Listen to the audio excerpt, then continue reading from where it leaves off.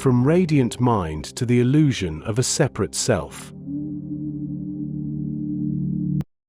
Have you ever wondered, when does a baby begin to experience the world, not just through touch or sound, but as a separate world? When does the idea of me and everything else begin? Let's explore how perception arises, and how, from not knowing the truth, the illusion of duality is established. Chapter 1. The Radiant Mind. At birth, a baby's mind is radiant, pure and unconstructed. There is no concept of self or world yet. No words, no labels, no boundaries. Just raw sensations. Sight, sound, taste, smell, warmth or touch. The baby sees, but doesn't know what is seen. Hears, but doesn't know what is heard. There is just experiencing, with no someone inside doing the experiencing. No toy, no observer. Just the feeling of seeing. This is the state of the radiant mind in the absence of duality, a direct experience without division or separation. Chapter 2. The First Perception. Gradually, perception begins to form.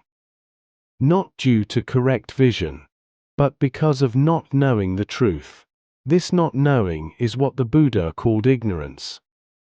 When the mother's face appears, when the baby feels the warmth of her body, when the word mom is heard, and when her scent is received, all these sensations arise together. From this fusion, the baby's mind consciousness arises. This is the perception, mom. At that moment, the baby experiences mom as something outside. And with that, the sense of I as something inside arises. This is the birth of duality.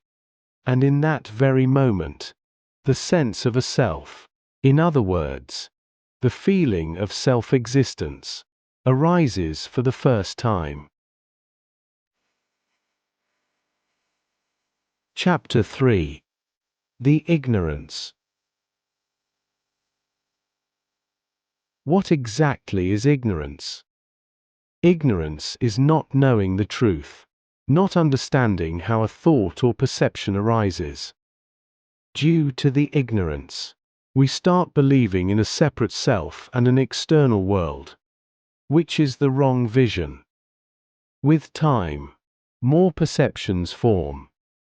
They evolve, adding feelings, names, and emotional layers. This is how internal world of mental formations builds up due to ignorance. Chapter 4. Practical moment of realization. Now let's try something together. Close your eyes. Take a breath. Now I'll say a word. Mom. Did you feel something? A picture?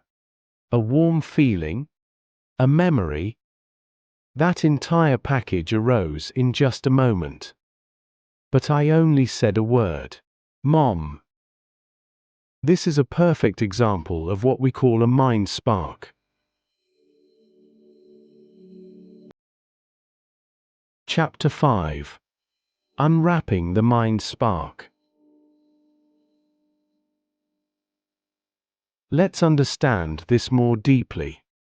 When I said the word, Mom, you didn't just hear a sound. You felt emotions, memories, even physical sensations.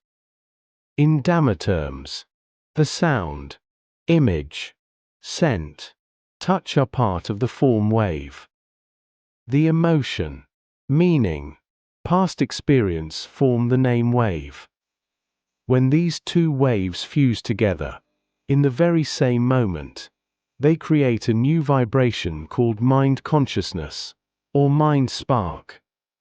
This is the arising of perception, fresh, immediate, and the effect arises due to causes.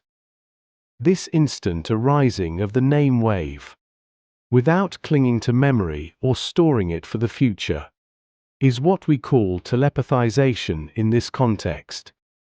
Not in the usual sci-fi sense, but meaning the name wave arises spontaneously, not pulled from the past, but triggered fresh in the very moment, as if telepathized.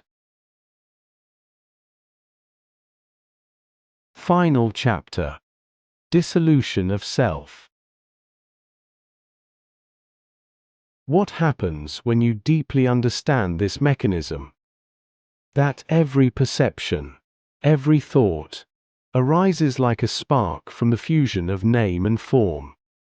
You begin to see through the illusion of a fixed, separate self. You realize the me you believe in is just a mental construction, happening moment by moment. And when this insight becomes clear, the feeling of self begins to dissolve. Awaken to the timeless truth within, and be liberated from illusion.